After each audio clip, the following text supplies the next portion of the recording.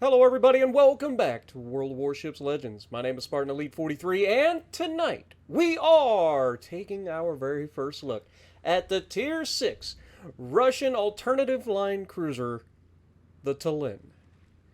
So, with that being said, shout out to all my Estonians out there. Well, Spartan, what does Estonia have to do with the Russian cruiser? Well, it's pretty straightforward and simple. Where do you think Tallinn is?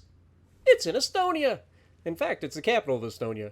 For all of you out there that don't know, geography and all that stuff, now you have a little bit of a tidbit. You learned something today. You're welcome. Anyway, we are running Andrew the Lip as our as our commander because I'm going to be shooting AP out of this thing pretty much every time. Very rarely will I ever switch to HE on this thing. But Nikolai von Essen, Nikolai Kuznetsov as our inspirations. We have Piercer, we have Punch Through, we have Intuitive, and we have Fixated with Refill Station. So a pretty beefy build for a AP-centric cruiser. Now, we are running the Aiming Systems Mod 1, Steering Gears Mod 2, Concealment System Module, and we are fully upgraded. Now, a lot of you guys are probably thinking, well, Spartan, how have you not played the Tallinn until today? Well, it's pretty straightforward and simple. You see, I got the Riga in early access through the crates, so I never even needed to play the Riga, or the Tallinn, sorry. So I never did. And that happens a lot when they bring early access ships in. I don't always end up playing the lower tiers because I don't need to. I got the higher tier. What's the sense of going back and playing the lower tiers? I decided to do it with the Tallinn for a couple of reasons. One, Estonia has been in the news lately. For, Russia being Russia. So Estonia has been, part of NATO for a while. So we love our allies. And so I thought this would be a perfect time to give a little shout out to Estonia. So, that's what we're going to do. We've got our sonar, we've got our radar. It is, of course, a Russian radar, which has a 15.6 second consumable duration. But it's a 9-kilometer radar. That's gotten me in trouble more than once, because I keep thinking that this is the extended range radar of the Russians. This is not. It's only 9 kilometers, and that has gotten me into trouble multiple times. Anyway, survivability, 36,000 hit points, perfect, right on the nose. Of course, that's increased a little bit for one reason or another. I don't remember which perk we took that did it, but we have a 7% torp reduction. Trust me, you don't want to be taking torps in this thing. 180 millimeter 57 caliber Mark III 180s. You get 12 of them. Yes, in a 4x3 configuration. Firing out to 16.2 kilometers with this build. Of course, with refill station, if you're close to a friendly ship, you can extend that range in the match. So if you ever see me fire outside of 16 kilometers, that's why. I apologize. Reload time, not good, especially for the size of the guns. These are 14.2 seconds reload time. It's awful. But main battery traverse isn't terrible. It's 22.5 seconds. It's not good, but it's not terrible. And then, of course, the shell grouping, fantastic for this thing. HE shell maximum damage of 2,500. A 11% chance to set fires, and they pinned 30 millimeters, which is nice because that means the HE pins pretty much everything that you're going to go up against at Tier 6 anyway. AP shell maximum damage with this build, 4,840.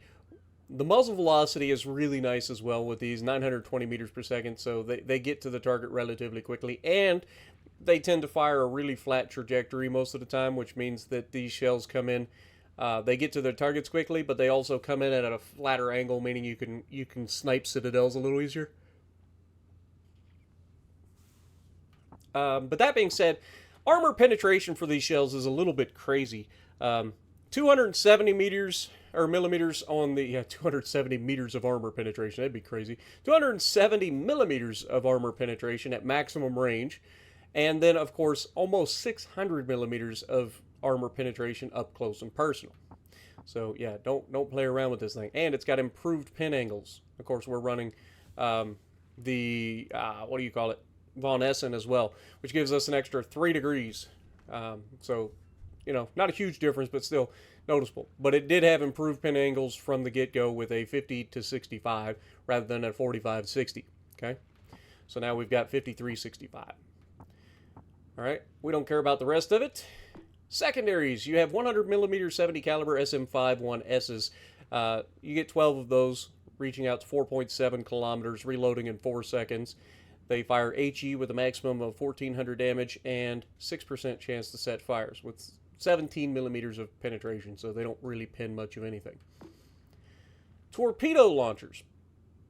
You have 533 millimeter PTA 5368 BIS. You get 2 quintuple launchers, one on either side of the ship. And I always forget that these are quintuple launchers until I fire them, and then I'm like, oh yeah, quintuples. Here's the problem. They're only 4 kilometers, meaning they are solely defensive. Okay, you gotta wait till people get up close and personal, or chasing you around a corner before you get to use them. Very much Atlanta-esque, if you guys remember ever trying to torp anything with the Atlanta. It's not impossible, it just means you gotta wait for perfect moments. But they do move at 70 knots, so there's that. At least that's a good thing. But they're not the hardest hitting torpedoes either at 533 millimeters, 14,103 with a detectability of 1.4 kilometers, which is pretty average. And then arming distance of 218 meters, which, again, I don't think there's very many situations where the torps don't arm in this game. I've seen people literally just roll a torpedo off the deck onto my battleship and somehow manage to get it to arm.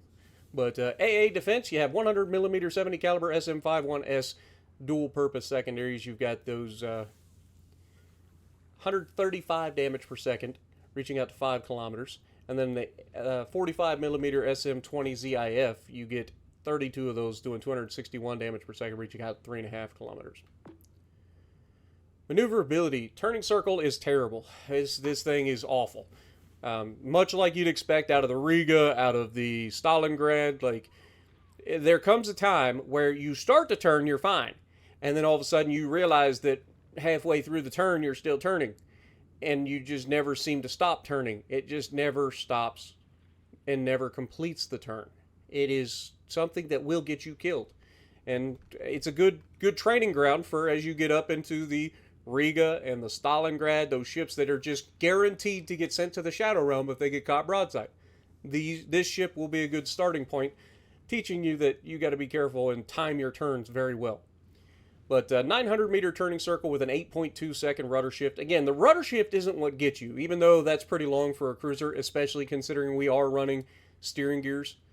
But it ain't the rudder shift that gets you. It's actually the turning circle that gets you, because you start turning and you think you're fine, and then you just never seem to ever get the turn off. It just keeps turning and it just sits there for broadside for an eternity and gets you killed. Concealment. Detectability by sea 11.5, guarantee, or detectability by air is 7.2. Guaranteed is always 2, and 7.3 kilometer smoke firing penalty, which is actually pretty bad for the size of the guns. 7.3 seems pretty bad for a 180 millimeter gun. We just had, what was it yesterday? Was it the Pensacola that had a, I forget what we were playing. What were we playing recently that had smoke firing penalty with 203 millimeter guns that were like 6.7 or something like that? I forget. But anyway, as you can see, I have only played 8 games in this. This is all from my one night of playing. And I have a 50% win rate. You win some, you lose some. Overall, the damage has been pretty good on this thing. I have not really had any bad games. The worst game that I had was the very first game that I had, where I went out on my left flank and ran face first into a Mines, a Baltimore, and a Charles Martel. And I don't know if you know this or not, but that's a hell of a lot of DPM to go up against in a tier 6 cruiser that doesn't get a heal. Not ideal. But, yeah, let's go on. Armor. Yeah, this is the other thing about this thing. It doesn't really have any armor. It does have a little bit of an icebreaker. Again, extended belt, whatever you want to call it. I don't even know if you can call it an extended belt, because there's no other belt. Like, the rest of the belt doesn't exist. If it did, this thing probably would be even crazier than it actually is. But we have a 25 millimeter bow, which means anything 15-inch guns and above can overmatch our bow as long as they don't hit that icebreaker. As far as the thing thing. You do have a turtleback armor scheme. I don't know if you noticed that or not. It is a slight turtleback, but it is a cruiser turtleback, so don't get your hopes up. All right, but you do have a little bit of a torpedo protection system there too, a little torpedo bulge over top of that. So you can, in theory, kind of shrug off some hits, but I wouldn't count on it, especially battleship shells. But I have been known to kind of make some folks look stupid when they're shooting at this thing. But again, it is a raid citadel despite the turtleback, so if you get caught, you're going to get slapped. And then, of course, any plunging fire that overmatches can citadel you from the front and the rear, much like the Pensacola. So you got to be careful with that as well. All right, so sure shot. Shells with a good ballistic trajectory. We already talked about that. Guns aplenty. High number of guns. It's got 12. We already talked about that. Exposed. Below average concealment. We talked about that as well. Not ideal, but it is a big ship. Not ideal. Tallinn. A project for finishing construction of the Admiral Hipper-class cruiser purchased from Germany, Project 83. That was suggested in the late 1940s. The project made provisions for re-equipping the ship with Soviet-made artillery, including 180mm main guns. She was designed in 1947, and to my knowledge, never built. Obviously, it is a Hipper. But in my opinion, for what it's worth, I think the guns on this thing are better than the Hipper's guns. So with that being said, let's get to the gameplay. Alrighty, so we're going to be on Trident, and we're actually going to be top tier, which is something that didn't happen very much when I was playing, but this is one of those games, and as you can see, it may not be the ideal game for a Tallinn, but it's going to work out pretty well for us. Again, I haven't had the standout busted game that I wanted out of the Tallinn today, but I gotta say, I had fun. Despite all of the things that have gone not in my favor, but I did have fun in the ship. I even got into a nice little heated exchange with a teammate on I want to say it was Treasure. I always call it Treasure Island. I can't think what the friggin' Sea of Thieves. That's a game, Spartan. Sea of Fortune. I think it was the map. But anyway. We got into a little bit of a back and forth. And the funny thing is, we were the two people on the team that were actually trying to help. But for whatever reason, both of us ended up yip-yapping at each other. For valid reasons for both sides. It's just one of those situations. He probably had some fun that night. I definitely had some fun. But when we bumped heads, we just so happened to bump heads at the same. This is one of those times where I'm going to be bumping heads again. Like right out the gate. It's like, dude, Akatsuki, what are you doing? You are in a Tier 6 Japanese destroyer who is naked as hell, and you're not going forward. You're doing quarter speed. What are you doing? But I think that this match going to give you a pretty good idea of what you can expect out of the Tallinn, which is why I chose it. It isn't just because this was my highest damage game, but it does showcase just how effective this thing can be at just AP spam. Now, there's a few ships in the game that we talk about AP spam with when it comes to cruisers. A lot of the British light cruisers, obviously, because that's all they can fire. Oh my god, that battleship of ours just got absolutely smashed by the Yuga. But as you can see, there's a New Orleans here, which is a perfect ship to potentially counter me. But it's also a good thing to test my AP on if he gives me a chance.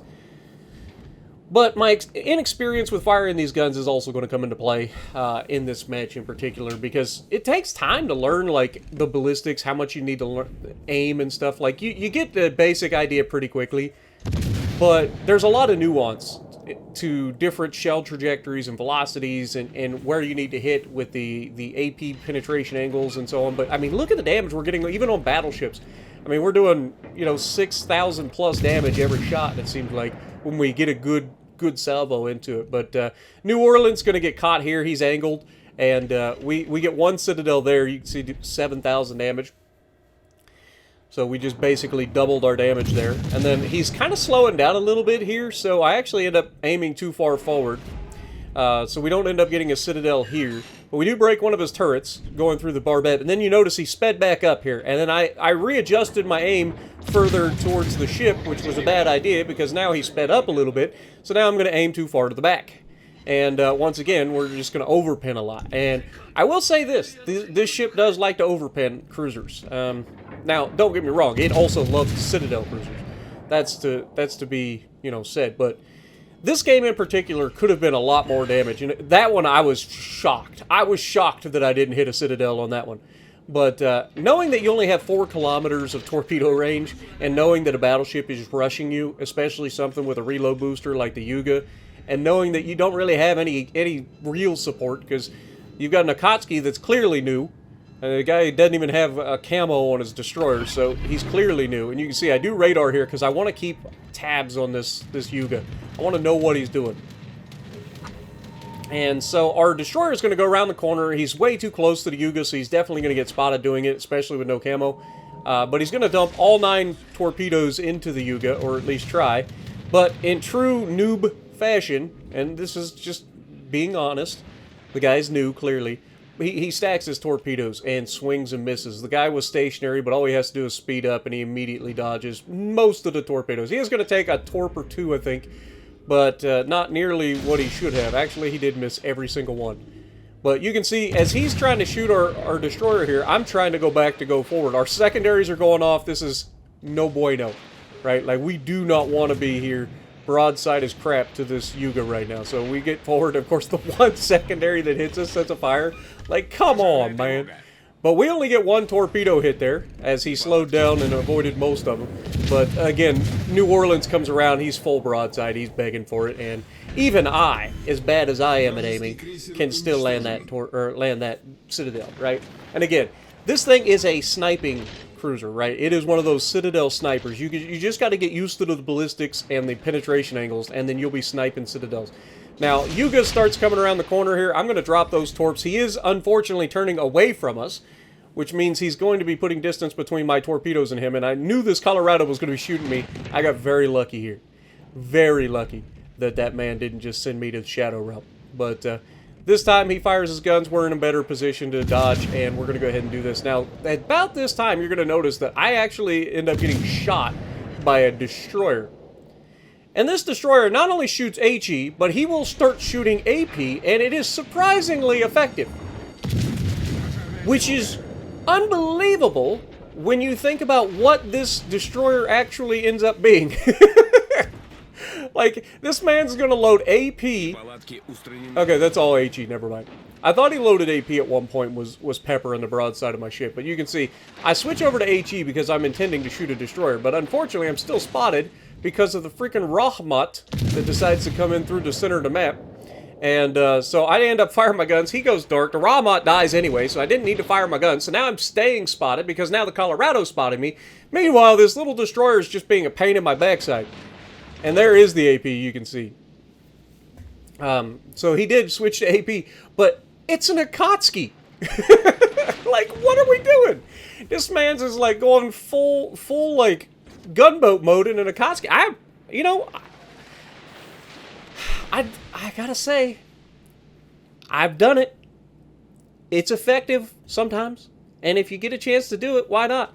But you gotta pick your targets, because if the target you're shooting at just happens to be a radar cruiser that is fully capable of sending you to the Shadow Realm at a moment's notice, you probably shouldn't hang around for too long.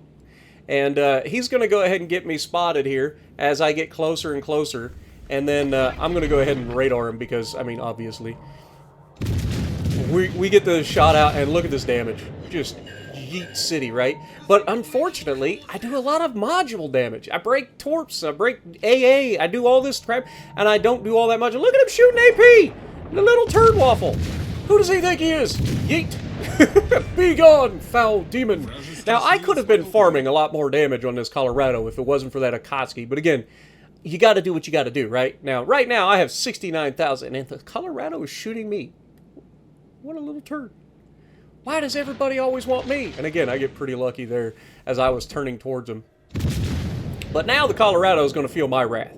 And you can see somehow my Delaware has lost all of his health, and I don't understand how. Like, I really don't.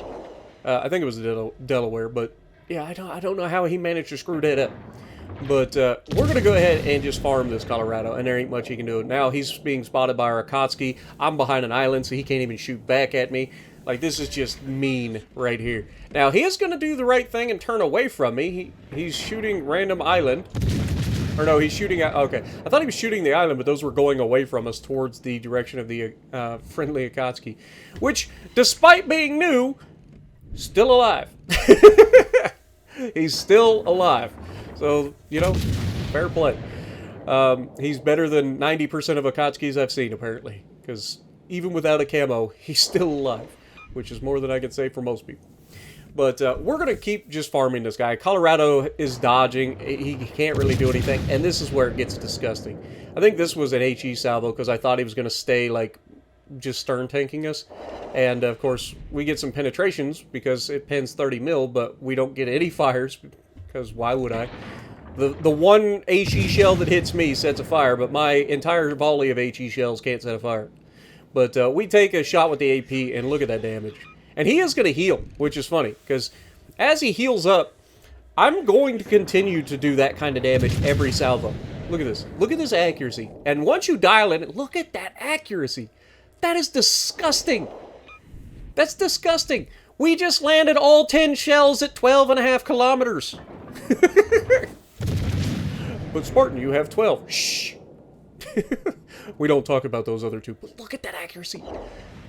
What other cruiser is doing this? There aren't many. Like, volley after volley of just railgun salvos, right? And this is tier 6. Disgusting. But that's what I was hoping for, right? And then, of course, we get a chance to shoot at the Ranger. This could have been so much more damage if I didn't have to drop everything and go after that destroyer. But I had fun in this thing. I really did. So if you're looking for an alternative, maybe you're bored, you haven't tried it, maybe go up the alternative Russian line and play the Tallinn, play the Riga. Obviously, Stalingrad is ridiculous, but they are fun ships. But you just got to understand their limitations. And if you like what I'm doing, punch the like button, leave a comment below, subscribe to the channel if you haven't already, and as always, I will see you in the next video.